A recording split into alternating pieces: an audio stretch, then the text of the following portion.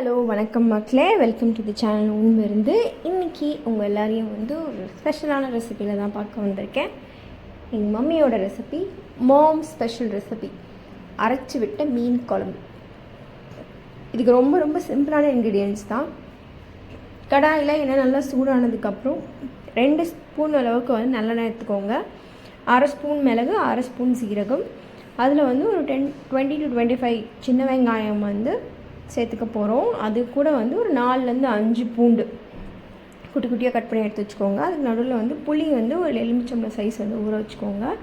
2 தக்காளி, கருவேப்பிலை, 4லேருந்து 5 சில்லு தேங்காய் நல்லா கட் பண்ணி எடுத்து வச்சுக்கோங்க. இப்போ இந்த வெங்காயம் பூண்டு நல்லா வதங்கினதுக்கப்புறம் தேங்காயோட சேர்த்து அரைக்க போகிறோம். இது ஆறுனதுக்கப்புறம் நம்ம அதை அரைச்சி எடுத்து வச்சுக்கலாம். அதுக்கு நடுவில் நம்ம புளி ஊற போட்டுருந்தது கரைச்சி வச்சுக்கோங்க. 2 தக்காளியும் அது கூட சேர்த்து நல்லா மசிச்சு விட்டுக்கோங்க. நம்ம எப்படி ஒரு ரசத்துக்கு மசிச்சு விடுவோமோ அந்த மாதிரி நல்லா மசிச்சு விட்டுக்கோங்க. தோலெல்லாம் வெளியில் வர அளவுக்கு நல்லா மசிச்சு விட்டுக்கோங்க.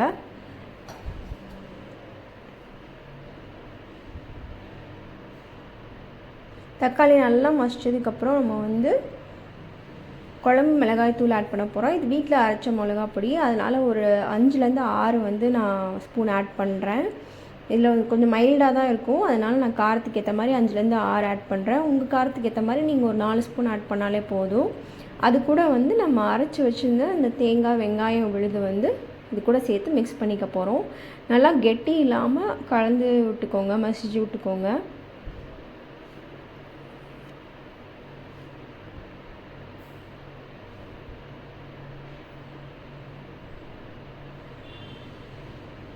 இது நல்லா மசிச்சு விட்டதுக்கப்புறம் உப்பு, காரம், புளி எல்லாம் கரெக்டாக இருக்கான்னு பார்த்துக்கோங்க.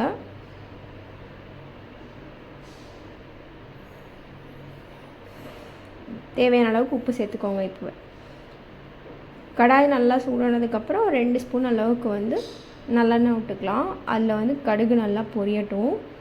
கடுகோடு சேர்த்து நம்ம வெந்தயமும் 1 ஸ்பூன் ஆட் பண்ணிக்கலாம்.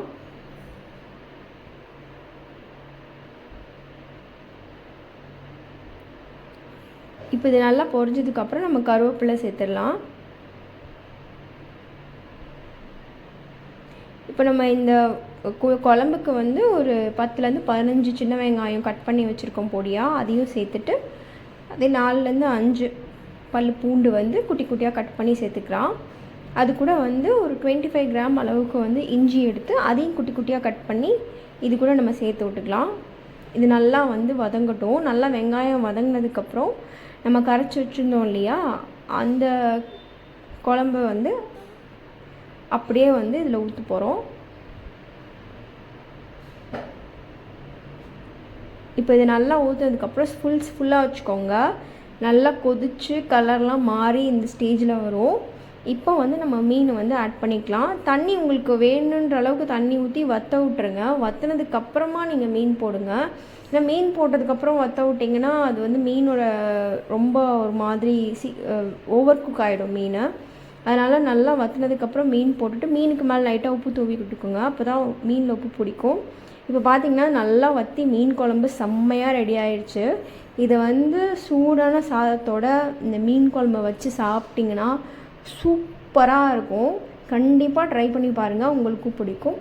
பிடிச்சிருந்ததுன்னா லைக், ஷேர் அண்ட் சப்ஸ்கிரைப் பண்ணுங்கள். தேங்க்யூ ஃபார் வாட்சிங். கீப் வாட்சிங். பாய்.